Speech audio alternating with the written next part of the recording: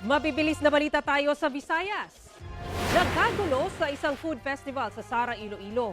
May nagkasagutan daw kasi hanggang sa pinaghahampas na ng silya ng isang lalaki ang isa pang lalaki.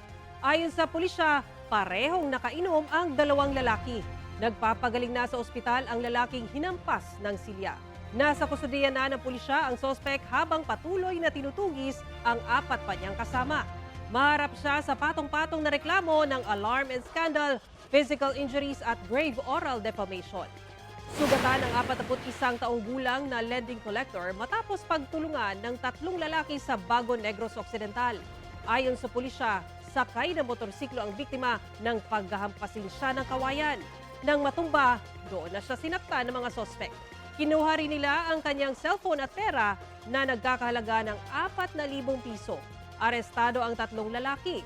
Wala silang pahayag. Kapuso, para sa mga maiinit na balita, mag-subscribe sa GMA Integrated News sa YouTube. Sa mga kapuso naman abroad, subaybayan nyo kami sa GMA Pinoy TV at sa www.gmanews.tv.